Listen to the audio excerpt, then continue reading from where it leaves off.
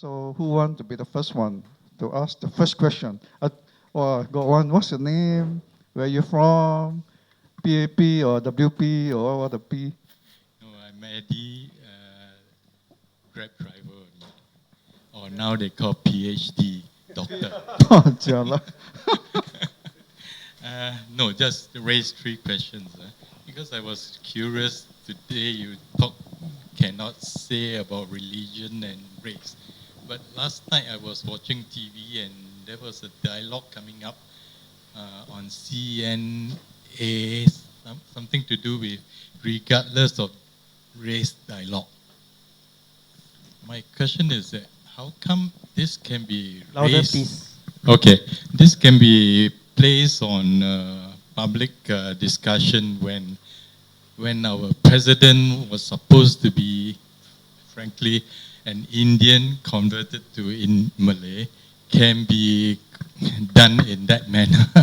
That is, I mean, was she elected based on religion or based on race? Because she's a Malay, she's a Muslim, but not a Malay. So just raise my question on this subject, number one. Number two is that just now you say that foreign funds cannot be given to people like yourself and so on. But can't you circumvent it by the foreign giving a local and the local giving back to you? Then there's a circumvention and there's no foreign funds involved. I mean, just raise these questions to me. The second question, if that is something, I'm sure a lot of groups have tried that. If that can be done, it would have been done. And it's very thorough when they have regulations. When we were doing our place and they check us up, they were also checking for foreign, whether the money, because we went on with off center without, we asked Ministry of Health to take back the money. And we went on our own, and they were very nervous about how we could afford to go on without the 30,000 funding from Ministry of Health. So and the investigation pointed to them wanting to find out whether there was foreign funding. It's very thorough. And they didn't understand passion, that people would do it for free. That couldn't appear in their cerebral radar. Yeah. So they had to check. Yeah. So it's very thorough. And okay, the first question, she did not convert into Muslim. There are Indian Muslims. Yeah. And with the CNA and all that, now race and religion can be discussed if it's organized by the government. If it's organized from ground up, that's what he's trying to say. Even for our place, when it goes into race and religion, the censors are even more sensitive about it. Yeah, because we're multicultural and all that, and also that thinking has to be fed into that we are the majority Chinese island that is sandwiched between two Muslim states, Indonesia and Malaysia. So that perpetuates the whole thing, right? Also, when they are bringing in PRC, maintaining the 80%, there are a lot of things are not spoken or discussed openly, but the regulations are to actually keep the status quo, and so it's very difficult for them if we have the freedom to speak freely about these things. It just has to be regulated, lah. So it's, but that shouldn't stop us from trying. Yeah. So we should be trying all sorts of ways, and like Aware is also trying all sorts of ways. They have now the Beyond the Hijab, which actually produces really very fantastic write-ups, but they are also being scrutinized. But it shouldn't stop us from going about it. But how do we go about it in such a way that race and religion can be discussed in a sustained manner and not shut down? So either you can come out and be very radical and then shut down, or do you want to come out and work within the frame and have a dance and know how to sustain it for a long-term survival, so that it has pedagogical and formative value, rather than come out and be a hero and then shut down and forgotten.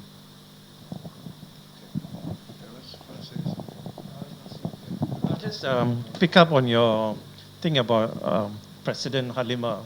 Actually, I wrote an article about this just before the elections, presidential elections, when there were three contestants.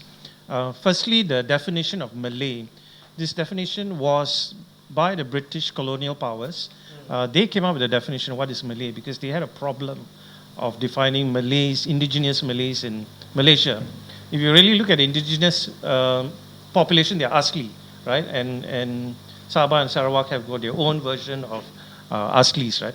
So they said anyone who is practicing the faith of Islam and who speaks Bahasa Malaysia or Bahasa Melayu, back then it's Malay, and culturally is Malay, right? So these are sort of litmus tests on how to define a Malay. So in Singapore, there's a precedent. So in the GRC system, in order to define and identify a Malay candidate, they need to go back to the Malay community. There's a council of Malay elders or something. They will endorse and say, okay, this person speaks fluent Malay, is culturally Malay, and so on. The issue with Halima, or President Halima, to be correct, her father is Indian Muslim, her mother is Malay. So she's half Indian, half Malay, right? Technically, she's both. That's why I wrote an article saying that she's the third Indian president and the second Malay president of Singapore. So she did not convert. Yeah, Alvin, you're right. But technically, she qualifies as a Malay candidate, so there's no doubt about it. I think your question about circumventing funding. Okay, the reason why we don't do it is we make a statutory declaration every year. The editors, and as an owner, I make the statutory declaration that I don't pick up foreign funds. It's very specific. What is foreign money, right? Money is from foreign government. So if Mahathir is going to give me a check, I will have to outright reject it. If Anwar is giving me a check, I will reject it. If a foreign media company gives me money, I will outright reject it, right? But if I'm doing business with Google runs an advertising syndicate, right? And I use Google Tags, I run their ads on my website, that's permissible. I can similarly do business with another dozen ad providers in the world. So this whole thing was argued back in 2013. There were numerous articles on Straits Times and Yahoo which covered this point. So operators in the space, you need to be very careful because there's a statutory declaration. You need to declare that you did not pick up foreign money. Don't try and circumvent the laws, right? You get into a lot of unnecessary trouble. But you can run a bona fide operations, a commercial operation, and the government will not come after you. We have been successful. We've been operating at a point where we are able to meet payroll expenses. Our journalists get CPF contributions, unlike other websites in Singapore. And in most months we are in the black, except in January and February when advertising dollar actually drops. So my point is, and there are a lot of good Singaporeans who are quite wealthy. They're willing to sign a check for quite a bit of money. I'm not going to mention name. He's become a politician now. He actually gave $51,000 to the Independent when we started. So there are a lot of rich Singaporeans that you can approach. Never tell me. We'll get the context later. Same with culture. We do a annual festival once a year, M1 Fringe, and we have foreign shows, and the embassies, foreign money, supports their artists to come in, and that's allowed. Mine is not a question, but just maybe a bit of the clarification regarding funds and so on. I think the question, my understanding is that the question is whether the government classify you as a political association or a political candidate. That's where the Political Donation Act comes in. So if Terence want to raise a fund under his company, I think foreigners are more than free to give to him. That's not an issue. So under the Political Donation Act, if you are classified as a political association, I don't know what that means, but as long as you are classified by the government one way or another, then there's a list of things that they don't allow. For example, not permissible donors are not supposed to give you, which means that all foreigners are not allowed to give you. And if anybody will give you more than 5,000, his IC, his name must be established. So this is one situation. Under the media, there's another set of ruling that is imposed by IMDA, because as a media company, they deem it necessary to have another layer of license. So it's slightly different in the sense that he cannot go and raise money from Murdoch or whatever. So that is the kind of situation we have. If not, we just answer one question. 5 o'clock finish. Sorry. Yeah, I think we want to give room to the media. There are some media here. Yeah, Graham, right, from the Australian. Hi, Graham from the Australian. Just one question. What was the issue that mobilised 5,000 people to come to your protest? And if you subscribe to the view that protest is a safety valve for tensions within the community, when they're suppressed, how do they manifest outside of protest? I think before the big protest, a lot of the frustration was surfaced online. People will just go to the keyboard, and post up a comment that they don't like about this population white people. Yeah. So I think when we give them a platform, a safe platform to voice their concern, yeah, I think they came. I think that was an event that I felt if it's done by Terence, Kumaran, or even Alvin, 5,000 people will come. But I'm fortunate that I took it up, that I did it. Right. I don't think it's the person that did it. It's the event, the topic that was controversial, right? That it actually drives a lot of nationalistic feeling. Like a lot of people feel, this is my country, this is Singapore. I don't want foreigners to take over my job, my family, my trains and my space. So there arise a lot of nationalistic feeling which drive people to come for the event. But it dwindled. We did 4 protests related to the white paper. It kept dwindling, the people, the protesters. It dwindles from 5,000 to 2,000 to 1,000 to 500. Right. So you can see the interest actually die off. Right. But And are the concerns about immigration still there in Singapore? My feeling is still there. Yeah, 40% of the population are foreigners, right? And every year, 22 to 25,000 foreigners are given citizenship, right? So you're talking about 100,000 every 5 years, right? And we believe it's linked to election because they can elect back the government, right? Because we feel that those who are given new citizenship will vote back the government. So it's politically linked to us. Yeah, but if you ask me to lead another protest on the same issue, I don't think you can get 5,000. Yeah, because after that, there was a lot of red tape. There was a lot of cameras fixed up. People got arrested in Speaker's Corner. Right, there was a lot of adverse negative feedback after that. I think if you can get 2,000 to 3,000, like the climate change rally, I think it's good. Right. And the climate change rally is sanctioned by the government? Yeah, kind of, because it's held in a place that is allowed at Speaker's Corner. It is permissible to protest at Speaker's Corner, so it's legal, right? But if you do it out of the Hom Lim Park, Speaker's Corner, it's illegal. Then you get arrested. But we did some black cards protests, right? Like I will go to MRT station because it's against the rising cost of train fare. So I did a protest outside MRT station holding a black card. And I was not arrested. I actually went from station to station during a protest. But it was hit and run. Means I did not allow the police to come and catch me. Before they come, I'm gone. So we did a few of that, and I was not arrested. I burned the I burned the newspaper, outside Straits Times office, and I was not arrested. And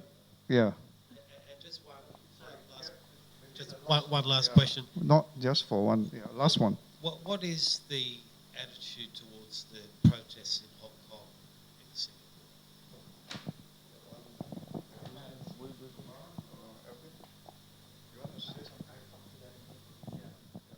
Basically, I personally felt that it got too violent, that things go out of hand, that things were not as good as before when they started the initial protest, like 3 months ago. That was, I thought, peaceful, millions march in the street.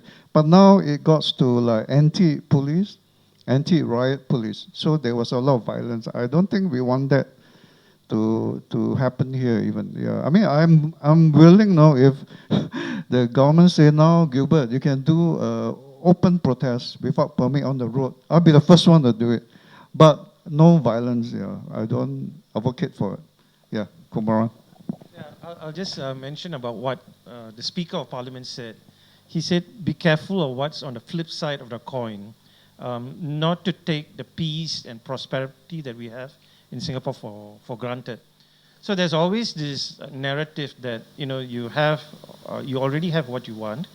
If you're not happy with something, there are back channels for you to communicate with the government. You don't need to take the fight to the streets. So that's been the government's response. I think a few ministers might have said that. I can't remember all, but Tan Chuan Jin, who's the Speaker of Parliament, put up a Facebook post, and we carried stories around that. There's one Kwan.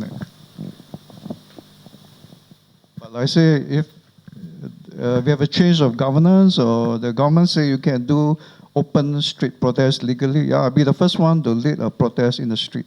But now, no, it's illegal. I get arrested, right? Okay. Just now I want to ask a question. Regarding the 2013 the population white paper, compared to the recent Hong Kong the protest about the extradition bill, why is it the so different from our country that we do it here like we can't it's difficult to get arrested or what, like in Hong Kong the thing is that Hong Kong they can attract millions of protesters in the street why is it like? I think in the first place, because of our late Prime Minister Lee Kuan Yew, he actually banned street open protest, because the notion was there was a lot of riots, right? I think this is the Hom Ling bus Hom Ling bus riots that killed quite a lot of people. I think he used that as a premise to ban all street protests. But as a person with the need for proper human rights and democracy, I felt it's denial of me, that you can't allow me to march on the street. I felt that I should be given that permissible right now to go on the street in a non-violent way to express what I don't like and like. Right? That's my personal viewpoint. I don't know about the rest here. For me, I think that's a concern of mine as well. I mean, like from the dwindling numbers from regarding the white paper, and you see it dwindle, right? My concern is that Singaporeans, do they really care for Singapore or not?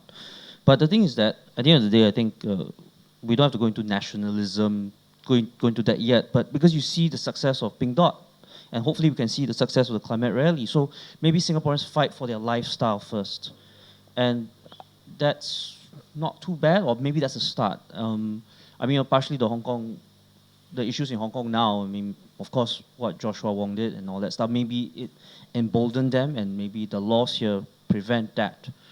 So I don't really want to say what we want. It's not my choice. That is Singaporeans' choice, and I think the numbers say it for themselves. And I'm happy to support the youth as long as that's the lifestyle choices that they want. Yeah. Yeah, I wanted to mention Pink Dot. I think we shouldn't underestimate that the impact of Pink Dot, that it has survived so many years, and it has probably transformed many lives. Things remain invisible, but actually is present. The improvements are there. The other thing is that I feel that because they persecute our dissidents, and our civil society activists are exiled and things like that, we don't build on the history of, historically we can't build our capacity. So for example, when we did the it was going to become a bill where the self-classification scheme, that means all arts groups can classify their own shows. So that looks administratively attractive. But when you look into the small print, we are censoring ourselves. We are policing ourselves. So if we give ourselves a rating, we will be policing ourselves. So we had to call the whole arts community together and do a PowerPoint about what is the implication if this becomes a bill. So there's a lot of education that needs to take place. Then the arts community woke up to realize what it's about. Then we had to write a paper in response to prevent it from becoming a bill. Amongst us, there was the radical, the moderate, and the conservative. And the radical ones are the ones that wrote the paper that was very belligerent, very the tone. And the moderates say, no, this won't fly. And then later, when we passed the document round, it's true we had to moderate the tone. The radical among us were saying, oh no, the tone is the content. That's our attitude, not to abuse the artists. The moderates say, no, we have to. And then when we moderated the tone, a lot of conservative among us signed the paper. When it came out in the papers, it wasn't the usual suspect that headlined the article. It was dance groups. The bill would not, the policy would not affect the dance groups, but they signed the petition in solidarity with the theatre groups. So the radicals say, oh, it does work. But we told the radical, but if you are interviewed alone, please express your position. But when the document is a community thing, then we have to look for the common lowest denominator. So like Gilbert here also, the whole thing about, okay, how to organize a protest, how to work among the differences among ourselves so that we can have more power among and not become a victim of the divide and rule, all those lessons we are way behind. We have to learn from our civil society practices, current practices, because the history of it is being cut away from us. So it's just that point I want to be. Thanks. This gentleman, what's your name, sir? Hi, my name is Goku. Hey, hi. I just, my question is not regarding any of the particular policy or the situation that has happened over the years. It's just about the four of you and about the why of what you do. You know, like in my generation, I'm in my late 20s, and we are concerned about a lot of causes. In general, that's a very annoying thing about our generation. So, but the thing is, we don't really feel so strongly that we are something inside us just forces us to do something about it. So how did that concern become a passion that drove what you did? That's what I want to know. Oh, that's a very good question. Give him a hand, man.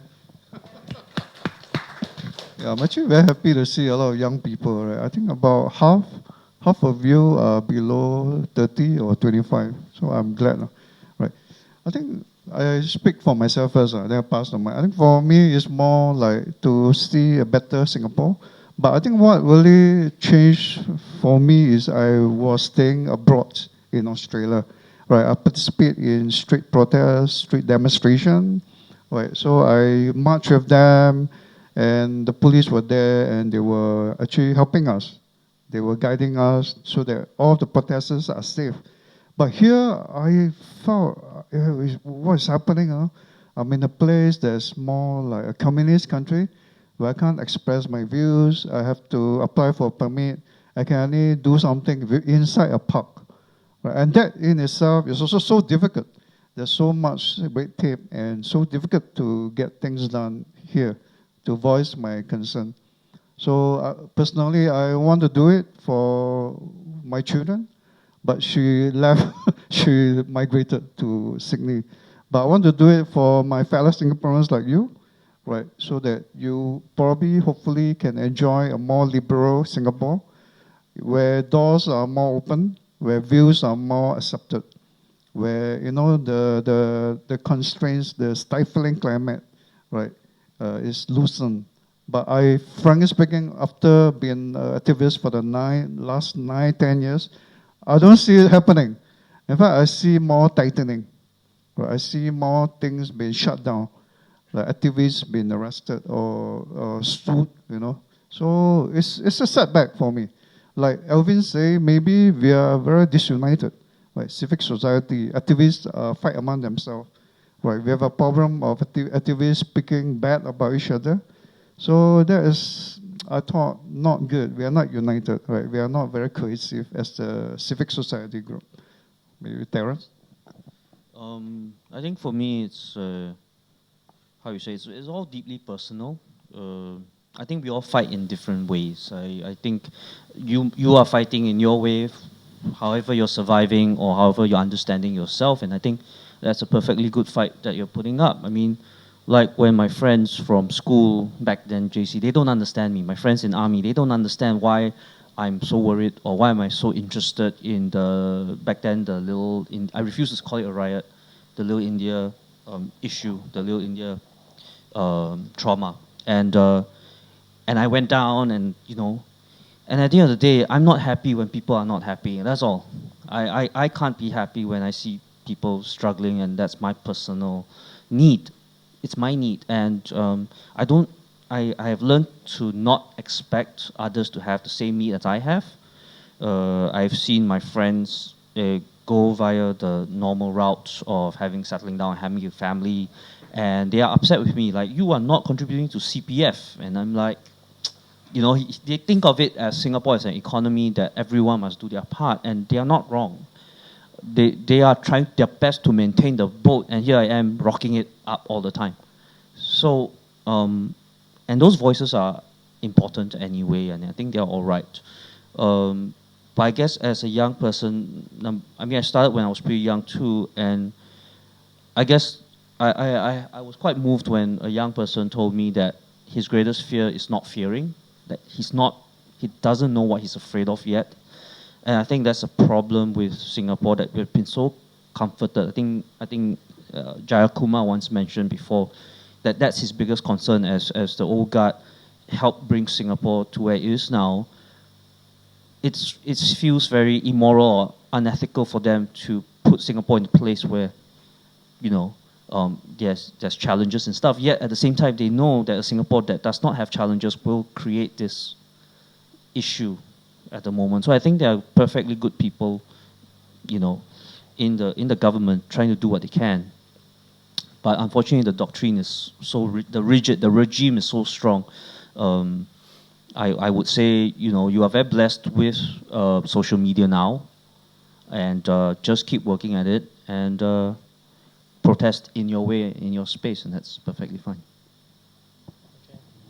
So, Goko, is a good question as to why I do what I do.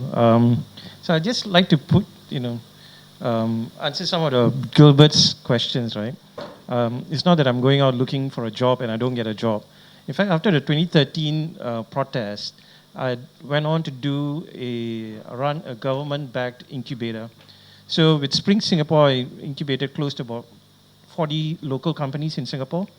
We also work with the Malaysian government and other governments. So I did have a career after that. So if you're thinking that if you get involved in any of these protests or movements or with Gilbert Goh, you're going to be ostracized, I want to put you at rest. So don't fear, right? Second is if you're looking at it as a risk-reward, in a spectrum of risk-reward, right? So why bother participating in this? Because the risk outweighs the rewards, right? Sorry, just stop it. It was not about why bother. Yeah, I kind of respect you for what you're doing, but yeah. I wanted to know how it becomes from a fleeting concern to something that adds some purpose to your life. Yeah. So let me answer that. So how it adds purpose. So I actually do this not because I'm a disgruntled Singaporean or I'm protesting or I've got some angst that I want to express against the government. I do it because the co-founders of Independent, we started it because there was first a vacuum, right? There was, at that point in time, there was the Rail Singapore, the Online Citizen, which we would like to say they're far left. And then there was all the other media properties that were pro-government. We thought there was a space in the middle to cover the moderate and the middle ground, so to speak. And that was there was a commercial reason for us to participate in forming the political narrative and the discourse. We did start this because we wanted to overthrow the government. I mean, that's not why you would start a media company. That is, we want to be the fourth estate, but it's not my job to overthrow, it's Gilbert's job to do that, right? So if they're not being overthrown, blame the politicians for it. So that is the reason why we exist. In my next avatar, if I become a politician, yes, that will be a different role I will play, but at the moment, this is exactly why I do it. And in terms of risk rewards, I think the rewards of running an independent media far outweighs the risk that we have taken. I've been thrown in a cold room for 11 hours on day one, 5 hours on day two, and then I was called back a week later for 3 hours. But the rewards of running this, being acknowledged for what we do, far outweighs the 20 hours of air conditioning that I got, right? So that's the reason why I do this. Stop right there. Maybe one question from a lady, from a woman, right? Because we have all the men. Maybe from Hong Kong. Are you ready to ask a question? Pass her the mic, Daryl. You can speak in 廣東話。我都係廣東人。Hi, I'm Nikki. So, actually, I born in Singapore, but then I go back to Hong Kong like in 2 years old because my father is a Hong Kong people. So why I come back is because I need to studying university in LaSalle. So I'm now studying design communication. So my current topic is, my graduation project is art and design activism. Yeah, so just now you were saying like in Hong Kong, like current state, like they become like more violent, which is I agree also actually. So that's why I feel like as a designer, like it can be communicators to like express your voice, help citizens express your voice through creativities, like through visual. So like if let's say in Singapore, how will you organize in a peaceful way? Let's say in the same case. I'm just curious. I think there's nowhere else we can go. Only to Speaker's Corner. Yeah, there's nowhere else. We can't go any other place. Yeah, that's the problem. So for any things related to activism or protest, yeah, we have to go to Hom Lim Park. Right. There's no other way. Like, let's say, like, if through visual, like through illustration or that, is there any way to, like, let's say through online media, is there any way, any possibilities to change the climate in Singapore. Maybe the art, yeah, like Alvin and Terence, they are actually very good examples of using art now to showcase what they believe in a very non-violent, balanced form. Right. Maybe I pass the mic to Alvin. Can say something on this.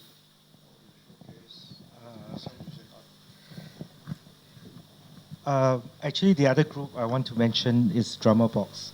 Yeah, because as you all know, they go to the neighborhoods and they are interacting with Singaporeans, whereas our demographic is a bit more middle class in that sense. But I think at all realms, art can play a part. And there's some parts at the moment now where art overlaps with what the government wants as well, which is like healing. One successful thing that Drama Box has done is to get a lot of Singaporeans to be talking about how to be prepared for death, and the government was actually impressed by that because it was a taboo area. Considering Asian society, they don't like to talk about death, and so there was a breakthrough in that sense. So that's what I mean. You see, besides protesting, because protests seem to always occupy the oppositional position, there are places where we can work with the state. And then when you engage them, you try to transform from within. So I'm more interested in deconstruction, which is from within, questioning the assumption that holds up the behavior of the government rather than from without. So if you fight from without, you're protesting from outside. So we used to be criticized by arts community. Why are we working with the Esplanade? Because that's an establishment. But you need to inject the beast with your program. And you need to know you need to be so intimate with the texture of what makes up the pillar in order to know which brick to bring out so that the whole structure will collapse. You need to know the thread that you can pull so that the whole fabric can crumple. So you need to know the people who is oppressing you, who is having designs on you. Pao Kun said you need to be one step ahead of people who have designs to control you. So I don't like protests. I like to fight and be intimate with my oppressors. I agree. For me, it was just by being very nice and I remember back then when I was working, I was doing plays that were very annoying to. I was doing this show called Chestnuts, and so I was the producer, and so anyways, I think, and then we did other shows, and then the MDA, they were like, I mean, I was called for kopi as well. They asked me, how come your flyer looked like this? And I was like, oh, well, we were warning the children that our Christmas plays are not for children, you know. And then they all like, right, okay. Then and then one asked me, oh, can you not put can we? I did this show called H is for Hantu, so it's meant to be a kids show about ghosts, about the kampong spirit. But literally we had puppets and ghosts and stuff. And then they said, oh, the teacher said the kids cannot watch the show; it's too scary. So I said, what if we did a warning? That warning there is supernatural themes. So then we let parents make the educated decision. So we still managed to carry on our show. We lost a lot of money. I lost $70,000 in that show because the schools were not allowed to come. But we at least we didn't get into legal trouble for it. City, the media, from the Japanese press, you have a question? City from the Japanese press. Hi, yeah. Hi, I just want to find out, well, of course we have like we ban street protests, right? But, oh, okay. Yeah, of course in Singapore we ban street protests, so there's no way that we are going to have like protests like in Hong Kong. But the thing is, what's happening in Hong Kong, do you feel that it has any kind of impact on, people here, especially the young, in terms of their thinking? Because there's some similarity between Hong Kong and Singapore, like it's like authoritarian society. So do you think that it makes people want to question more, the situation here? Does it have any effect at all? That's a difficult question to answer. But what you observe in the Yeah, but of course, personally, I know my boundaries. I can't go to the street like Hong Kong to protest. But it does inspire me, like Joshua Wong, is it? He's only 22. He actually went to the prison for 3 times, I think. And now he's in UN or France, petitioning for support for Hong Kong. So he's 22, oh my God. So I am inspired by him. I think there was a Netflix movie on him as well.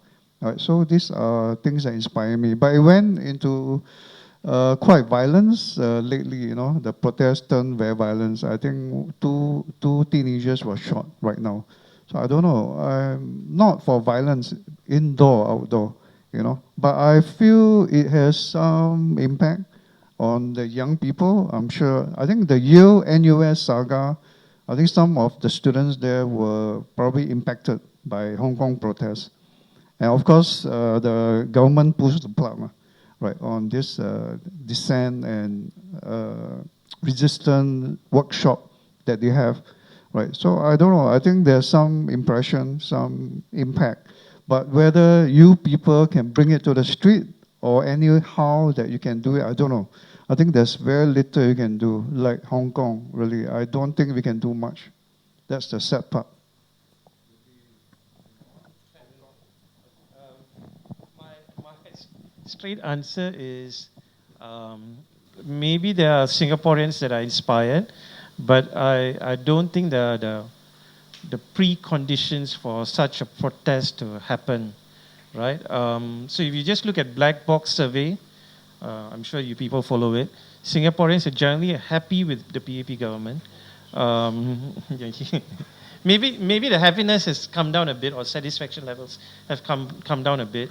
But generally, people are happy on most fronts. As to how authentic that report is only it's I myself have doubts about it, but it seems like the transport problem has been resolved. There was an article in the papers that the housing problem has been resolved. So most of the bread and butter issues have been resolved. The only ifs, right, is the hawker issues, right? Hawkers working long hours, and they are not compensated adequately, and there are some issues concerning that. I can't speak too much about that. And then there's also a recent case by, I think M. Ravi is a lawyer, on the bus drivers working long hours. Whether these issues, worker-related issues, translate to a sit-in, like the sit-in we saw with SMRT in 2012, whether they translate to a city and sit-in, or protest, and then street-level violence or protest, is something that I cannot see happening in the future. But there are some things that are happening, but whether it motivates the general population to protest, I'm not sure. Yeah, maybe one last burning question, because it's coming to 5. Maybe one last one. Yeah. Oh, wow, your wife. So you better answer her. You're going to talk bad about your husband? No, of course not. No, I guess... Please. I guess my question probably is to Alvin more than anyone. I mean, we're in a very exciting time when I think being very inspired by Drama Box and by Necessary Stage and by Foreign Theatre, where a lot more younger artists are getting very involved with doing community work and bringing arts into the community. And I think even in our experience of doing community-based art for a long time, sometimes we jump onto issues that we didn't know were issues, and then we find ourselves in a lot of trouble without even intending to do so. And I guess what would be your advice to younger artists, and what do you think, what are ways that we can potentially hold them and help them in a way that prevents them from having to go through the same struggles and learn from these processes of, rather just than getting stuck when they're told, no, you can't do this, and how to encourage them with those dialogues. Should we get Terence to answer? If I could answer this question, we wouldn't be so much trouble now. Quick one, yeah. I guess if you go to Arts Engage website, there are cases we've documented and uploaded. But I guess you have to read the cases like a lawyer, reading past precedents. I'm sad to hear this also because actually, if we are not in such a divide and rule and we don't behave in an atomized manner, there should be intergenerational interaction among the artists so that information flow easier. You get what I mean? Yeah. And it's not just about the young artists learning from the older ones. The older ones also have to learn from the younger ones because we are eclipsed by our own cynicism. And to see how you all just go out and do with that kind of sometimes innocence, sometimes naivety, is refreshing for us because we are so jaded and we might have, we might have blockages ourselves. Yeah. So yeah, basically there should just be more interaction so that the consultation and the sharing of knowledge and information can be smoother. Okay, good. It's 5, so we have to go. If not, I have to pay T-Seng extra. Yeah, I think we have to thank T-Seng. I actually emailed him 3 days ago. And he said, yeah, Gilbert, it's available. If he don't allow us to use the place, yeah, it's gone. The whole thing will be cancelled. So we are still here, right? You have burning questions, you can ask them privately, right? But I think the door will close by what time? Oh my God. Walao eh. This is Sabo. Okay lah, okay lah. Yeah, you ask Shui. Ask who? I mean, today's I hear quite a lot of your activism, and then it seems to blend together. I think there's a confusion between the speaker talking about activism and protest. Actually, protest is a very natural thing because protest is basically when you feel that you are aggrieved and your grievances are not dealt with properly or adequately, then you protest. It's a natural response. And in a way, the society recognizes this. That's why we have what we call democracy, right? In the democracy means that if there is division in society, you need to, then you allow people to protest. That is the thing. That is the question that was not addressed because the issue of democracy here. Because I think in the case like mentioned about the Hong Kong one, it's not just the democracy of what the government believes, but it's also the population. Does the population believe in democracy? If you don't believe in democracy, you say you cannot protest. Right? If you believe in democracy, then we know that, okay, if our grievances are not dealt with adequately, then we will have to protest. Yeah, these are avenue in how society are organized. Now, activism is totally a different case altogether. All these people are very passionate about the area, the causes that they are doing and so on. They'll find many creative ways to do it and so on. I don't think they're protesting. They're just navigating through the kind of areas that they cannot, they cannot, when they hit a wall, they go around the wall instead of climb over the wall instead of just keep banging their head on the wall. That is what is activism all about. So, but I think today's topic is protest. So, what is our population understanding of Singapore? What do you think is our Singaporean population understanding about democracy that we are prepared to protest? Whether be it like the Hong Kong student or the Hong Kong youth and so on. That's my question. I know, I don't. As long as 10 o'clock also. No. I have a date. I have to go home. Yeah, I don't know. I mean, being a protest organizer, I always feel Singaporeans, especially the younger Singaporeans, are not really geared up to like go for events in Speaker's Corner or even come here, right?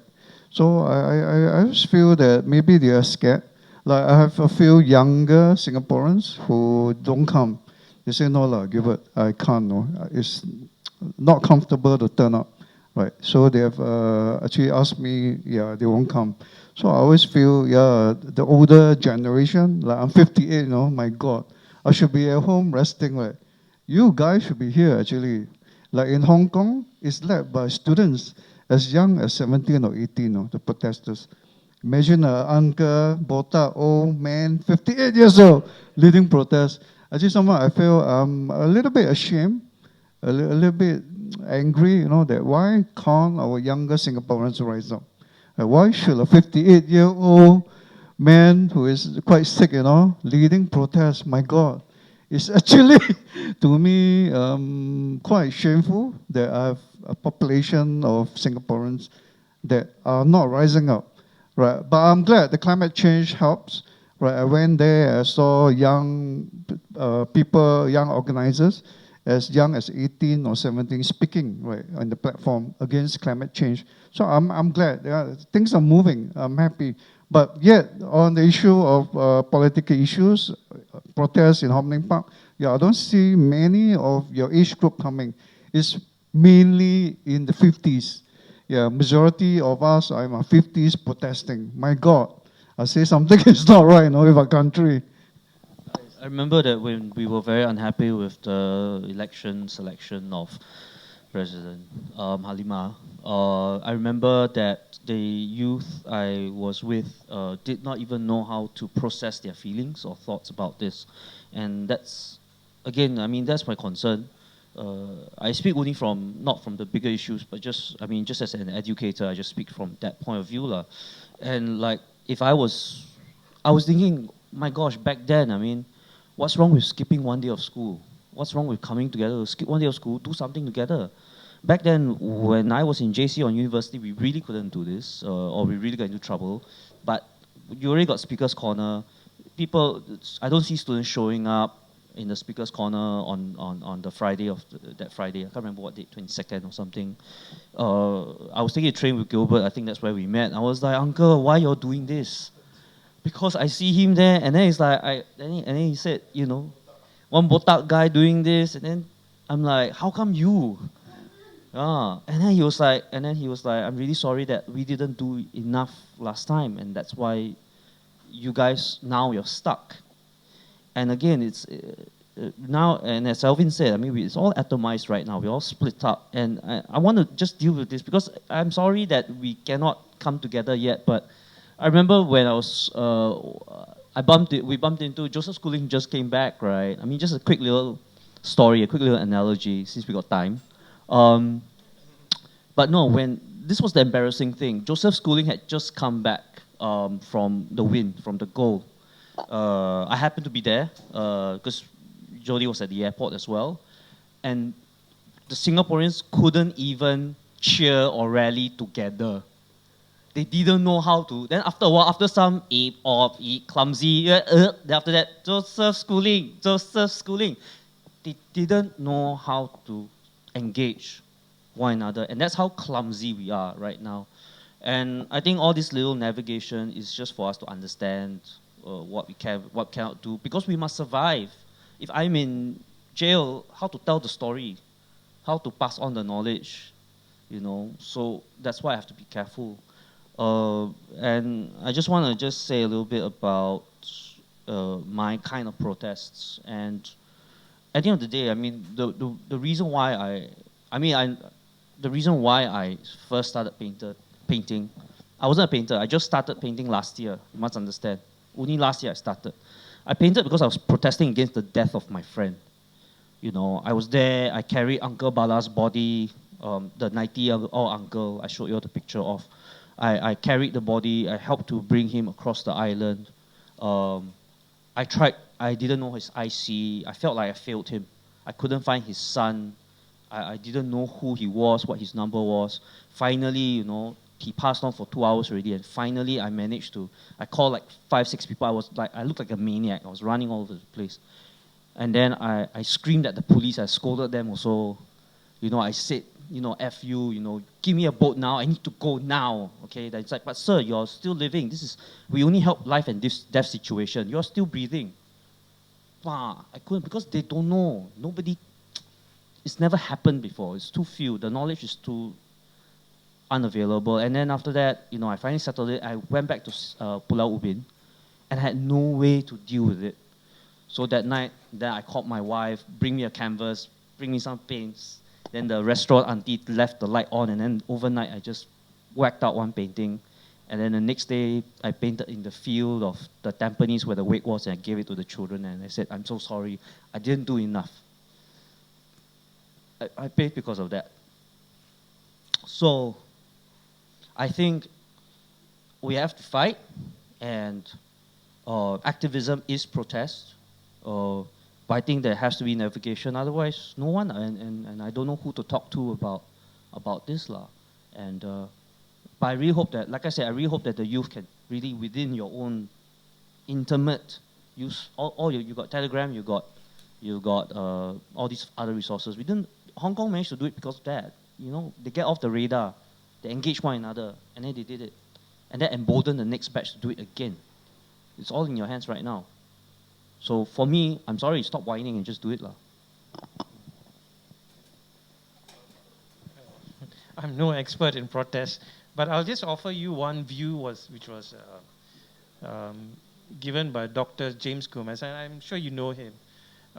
His theory is that, or his view is that, in order for a sustained protest or series of protests to take place, similar to the ones in Malaysia per se, you need to have a movement, right? And what is a movement? That means, and when I first walked in, Alvin said the whole civil society is fractious. We are disparate groups, right? We need to come together. Political parties must give their backing, must support. I don't want to name parties, right? But I think most political parties here just want to focus on winning elections, and they're not going to give support to any such movements here. So there's a lot of, I think, persuasion, or you need to sell the concept to a lot of different groups to participate. I think what Terence is talking about is ground-up initiatives. That might work, but if you're talking about a sustained movement like the ones we're seeing in Hong Kong, I think there's a lot of organization behind this. It can't be just happening day after day with, just spontaneously. That's my take on that. Yeah, okay.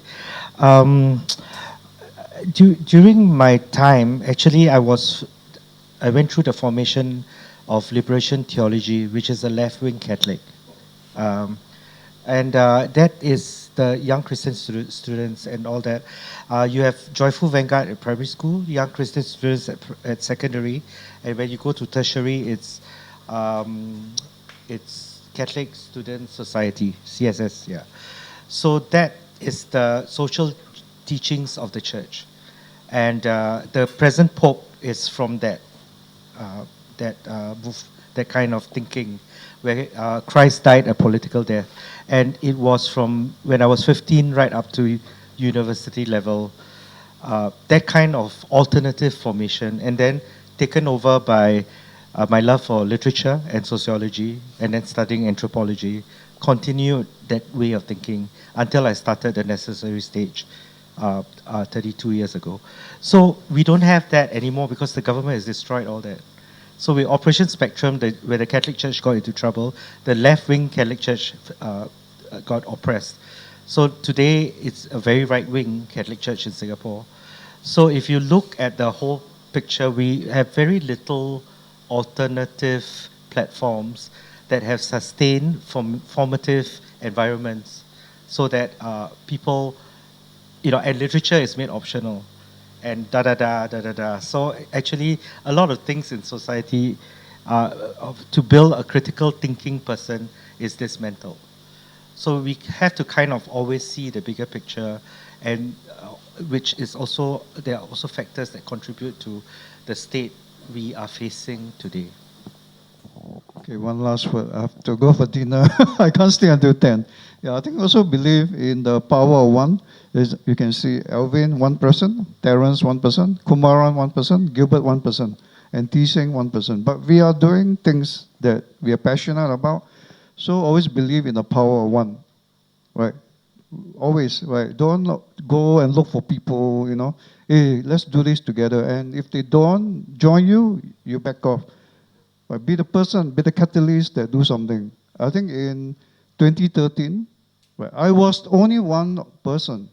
Right, I organized 5,000 people that came for the protest, but I was the only one doing it. I mean, they are helpers, of course. They are speakers, they are volunteers. But do you know the whole idea was originated from me alone, no one else. I did not ask Alvin, hey, Alvin, should we do a protest in 2030? No, I did not ask Terence or Kumaran. I do it, and the rest follow me. Right? Sometimes you need to believe in yourself because you don't look at others. Yeah, don't stop the support of others. Because sometimes you have to walk alone. You've be the lone wolf, right? Walk the mountain, walk the hill alone. Be the person that walk alone, whereas other people have walked the other way. Because once you make it, the rest will follow you, right? And these are people I think that are very good. They collaborated with me. I think they trusted my platform, right? So be that person, right? Don't always look for support or look for other people. Yeah, I think Joshua Wong did something right. Right, he led the protest, and of course there are people that supported him, but I think he led it alone. He did it alone with one or two other people. So don't look for support. When you want to do something, go do it. Right, you can be the person and believe in the power of one. Believe in yourself. That's very critical. If not, you can't do much. If not, you'll be following, waiting, and times wait for no man really. I thank you, right, with the end for coming, right. So I believe this will not be the last time we will do this. We can do this every year, right? Or every month. No. Probably we do it once a year, right? So that we can have an exchange of views. I'm blessed to have Alvin, Terence, and Kumaran. Right? It's a very diverse platform, right? Thank you, right? Believe in yourself, right? Believe that you can do something by yourself, right? Not with other people. Just you yourself can do something. Is that all right? Right. Thank you.